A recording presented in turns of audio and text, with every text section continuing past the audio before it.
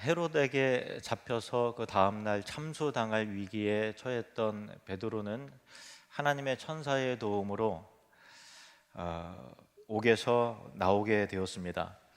베드로는 마가 요한의 어머니 마리아의 집에 모여 있는 성도들에게 찾아가 자신에게 일어난 일에 대해서 설명하고 이것을 야고보에게 전하라 하는 말을 남기고 떠나 다른 곳으로 가는 내용입니다. 신약 성경에 보면 야고보가 모두 3명이 나오는데 2명은 사도이고 다른 1명은 예수님의 형제 야고보입니다. 두 사도 야고보 가운데 요한의 형제 야고보는 얼마 전 순교를 당했고요. 다른 야고보는 복음서 이후 초대교회 역사 속에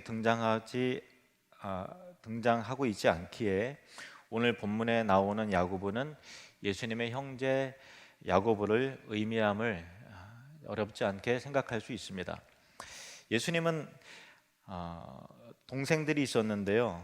남동생들은 모두 4명이 있었고 누이들도 있었지만 몇 명이었는지 그들의 이름은 무엇인지 우리는 알지 못합니다. 마태복음 13장 55절 56절에 보면 이는 그 목수의 아들이 아니냐 그 어머니는 마리아 그 형제들은 야고보 요셉 시몬 유다라 하지 않느냐 그 누이들은 다 우리와 함께 있지 아니하냐 그런즉 이 사람의 이 모든 것이 어디서 났느냐 하고 이렇게 돼 있죠. 여기서 예수님의 동생들이 특히 남동생 4사람이 등장을 하는데 예수님의 형제들은 예수님의 지상의 사역 생애 가운데 형님을 믿지 않았습니다. 마치 창세기에 보면 요셉이 형제들에게 하나님께서 보여주신 꿈 이야기를 하면서 하늘의 해와 달과 11별이 내게 엎드려 절을 했다는 것을 말했을 때 형제들이 요셉을 비웃고 불쾌하게 여기고 또 미워했다는 것을 생각해 보면 예수님과 한 지붕 한솥밥을 먹고 자란 동생들의 입장에서 형님이 스스로 메시아라 하는 일에 대하여 그것을 얼마나 힘들어했을지 충분히 미루어 짐작할 수 있습니다. 그래서 복음서에 보면 예수님과 이 가족 간에는 긴장감이 있었고 동생들이 예수님을 심지어 조롱했다는 것을 밝히고 있습니다. 요한복음 7장에 보면은 그 형제들이 예수께 이르되 당신이 행하는 일을 제자들도 보게 여기를 떠나 유대로 가소서 스스로 나타나기를 구하면서 묻혀서 일하는 사람이 없나니 이 일을 행하려 하거든 자신을 세상에 나타내소서 하니 이는 그 형제들까지도 예수를 믿지 아니함이러라.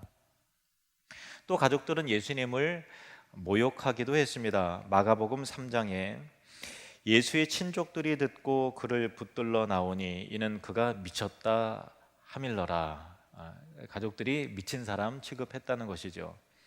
후에 예수님의 형제들은 예수님이 가르치시는 도중에 몰려와서 예수님의 사역을 방해하기도 했습니다.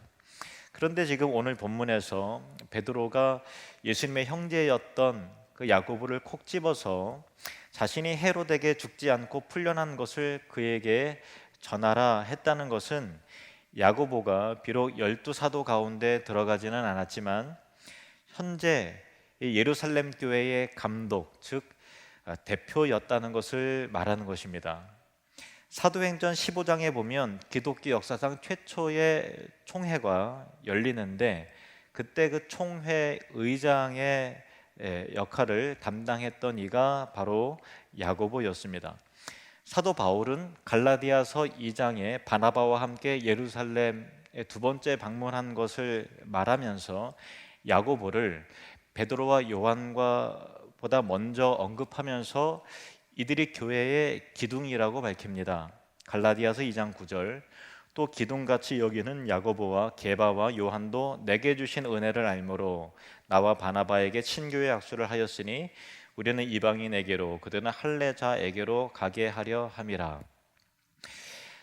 이 예수님의 형제 야고보는 세월이 지난 후에 야고보서를 기록을 하면서 자신을 소개할 때 예수님의 친형제임을 은근히 드러낼 법도 한데 전혀 그렇게 하지 않고 간단히 다음과 같이 소개합니다. 야고보서 1장 1절, 하나님과 주 예수 그리스도의 종 야고보는 흩어져 있는 12지파에게 문안하노라. 예수 그리스도의 형제 야고보라고 하지 않고 종 야고보라고 말하고 있죠. 자신을 드러내지 않는 야고보의 겸손한 인품이 묻어나오는 대목이 아닐 수 없습니다. 그런데 복음서에 보면은 이렇게 예수님을 믿지 않고 조롱하고 또 배척한 이 야고보가 어떻게 또 어떤 계기로 예수님을 따르게 되었을까 하는 것입니다. 고린도전서 15장에 보면 부활하신 예수님이 야고보를 찾아가셨음을 말하고 있습니다. 고린도전서 15장,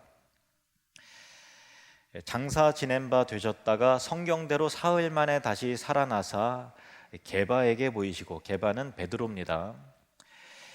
후에 12 제자에게와 그 후에 야고보에게 보이셨으며, 예수님은 부활하신 후에 막달라 마리아를 비롯한 몇몇 여인들에게 그리고 제자들에게 나타나셨습니다.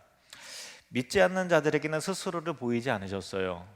그러나 예외가 있습니다. 예수님의 형제, 특히 야고보에게 자신을 보이심으로 그에게 믿음을 선물로 주셨던 것입니다.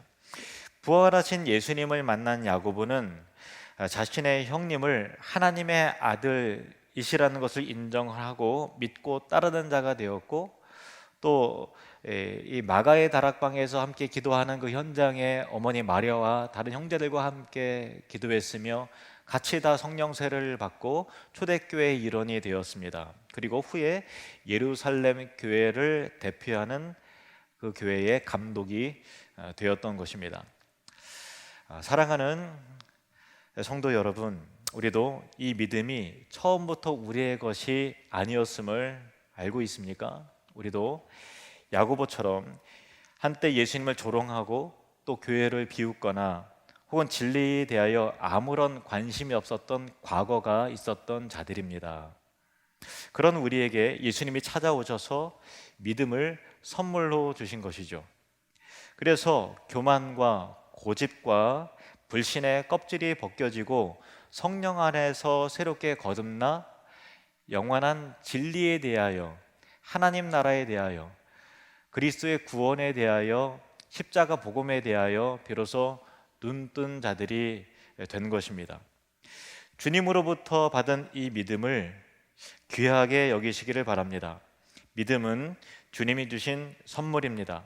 선물은 주는 이가 없으면 받을 수 없는 것과 같이 내가 믿고 싶다고, 내가 구원받고 싶다고 다 구원받고 믿는 것이 아니라 하나님의 뜻에 따라서 값없이 주신 은혜의 선물임을 기억해야 합니다.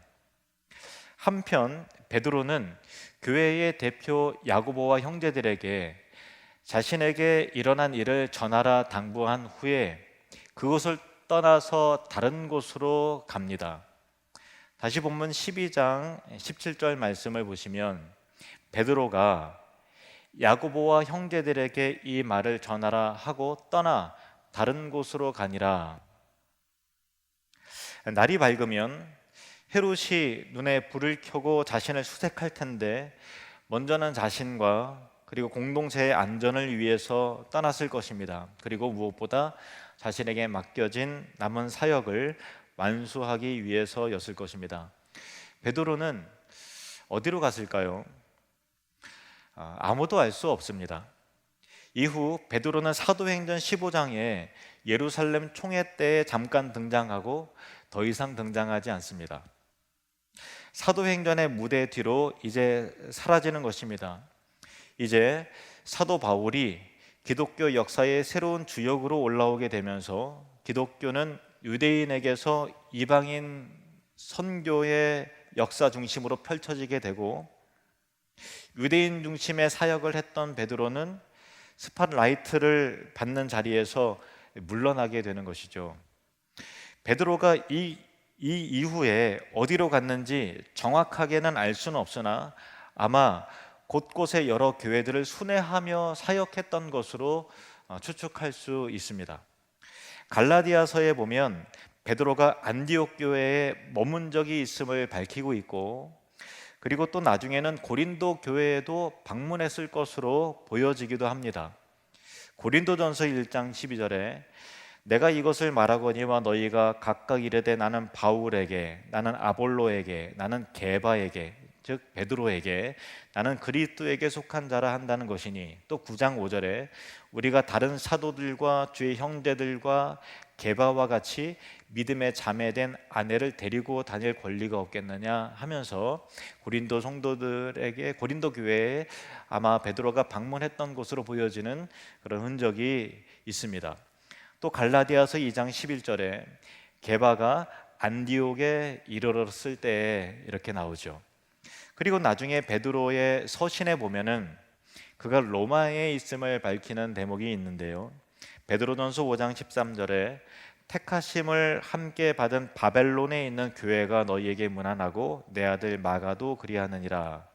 여기에서 바벨론은 로마의 은유적 표현인데, 베드로가 자신의 통역사인 이 마가 요한을 데리고 로마 교회에 이르러서 그곳에서 각 교회들을 향해서 편지 썼음을 말하는 것이죠. 중요한 것은 이 베드로의 사역은 그를 부르시는 순간까지 충성스럽게 계속되지만, 이제 초대교회 역사 속에서, 특히 사도행전의 기록 속에서 더 이상 주목받지 못하는 자리로, 또 사람들이 알아주지 않는 자리로 내려가게 되었다라는 것을 본문은 말하고 있는 것입니다. 연극이나 뮤지컬을 보면은 무대 위로 여러 배우들이 올라오지요. 그 배우들이 각자 자기의 주어진 역할만 하는 것입니다. 어떤 배우는 좀 비중 있는 역할로 길게 나오기도 하고, 또 어떤 배우는 무대 위로 올라가지만 엑스트라처럼 잠깐 보이는 듯하다가 금방 퇴장하는 배우도 있을 것이고, 또 어떤 배우는 아예 무대 위로 올라가지도 못하기도 합니다. 공통점은 그 비중과 상관없이 모두가 다 필요한 사람이라는 것과, 그 역할이 무엇이든 길든 짧든 비중이 크든 적든 간에 자기 역할에 최선을 다하다가 역할이 끝나면 내려오는 것입니다. 자기 역할이 끝나는데도 무대 위에서 머뭇거리고 있거나 내려가기 싫어서 서성거리고 있다면 전체의 드라마가, 연극이 이상하게 되겠죠. 하나님 나라는 거대한 드라마와 같습니다. 하나님이 총감독, 즉 연출자이시고 주인공은 예수 그리스도이십니다. 우리 모두는 주인공이신 예수 그리스도를 중심으로 각자의 역할과 배역이 있는 것이죠. 우리가 무대 위로 올라가는 때와 역할과 비중과 그 길이는, 출연 길이는 다 각자가 다릅니다.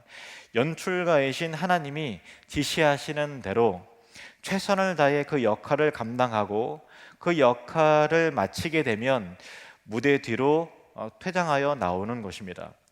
박수와 영광은 총감독이신 하나님과 주인공이신 예수 그리스도에게로 향하면 되는 것입니다.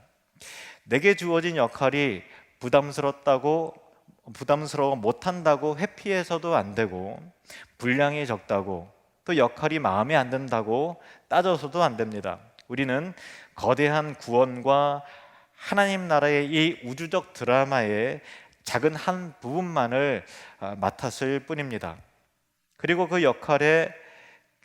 역할이라도 맡았다는 것에 대해서 감사히 여기고, 맡은 역할에 최선을 다하고 그 역할이 끝나면 조용히 내려오면 되는 것이죠. 모든 영광은 하나님과 그 아들 예수 그리스도에게로 향하는 것입니다. 오늘 본문을 다시 보시겠습니다. 사도행전 12장 17절 같이 한번 읽어보겠습니다. 시작. 베드로가 야고보와 형제들에게 이 말을 전하라 하고 떠나 다른 곳으로 가니라. 아멘. 이 구절은 베드로가 세 가지 내용을 인지하고 또 수용했음을, 받아들였음을 볼 수 있습니다.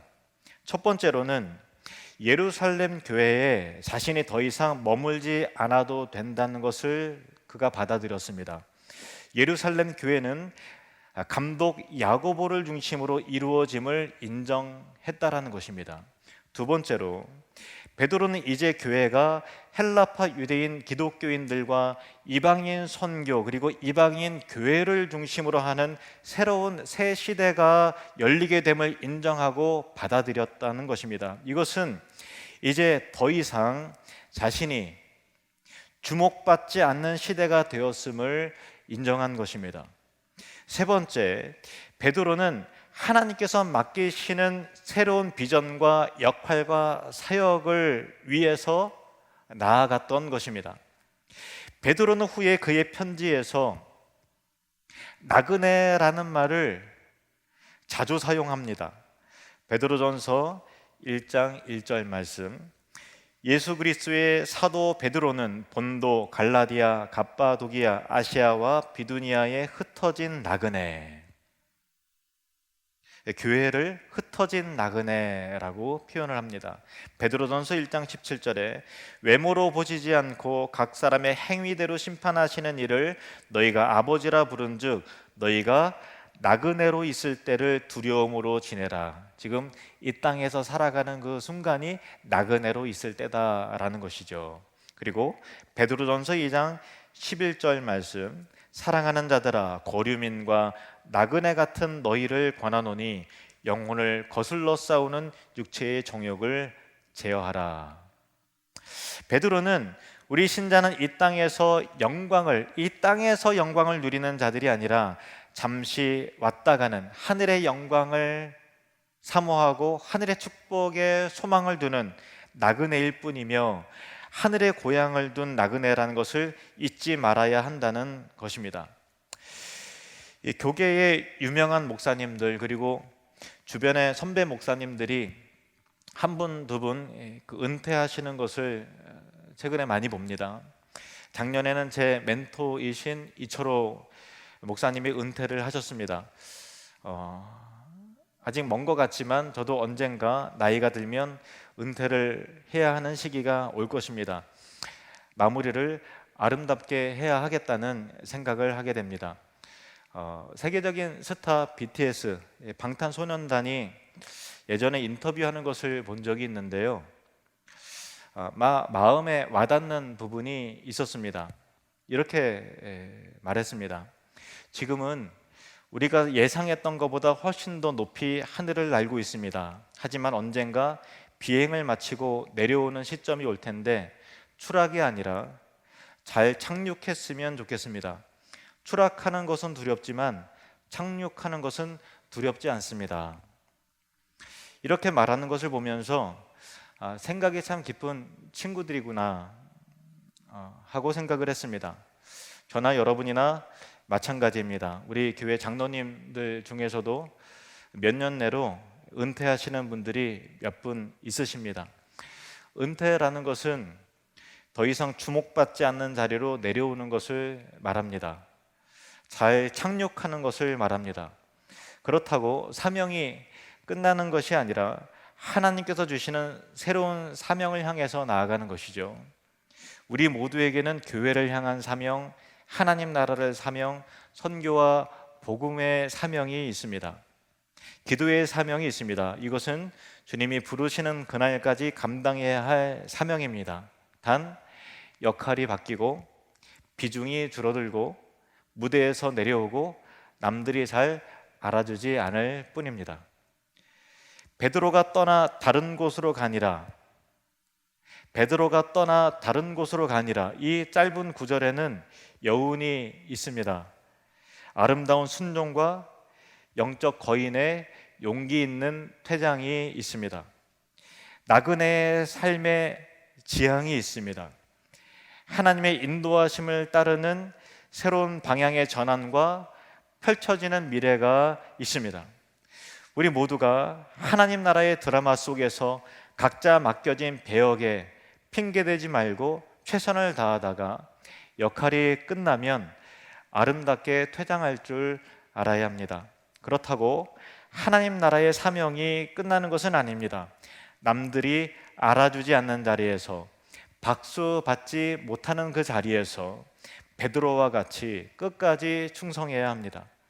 나그네와 같이 여기에서 머무는 것이 아니라 돌아갈 집이 있다는 것을 기억해야 합니다. 하나님 나라 드라마의 주인공은 오직 예수 그리스도 한 분이십니다.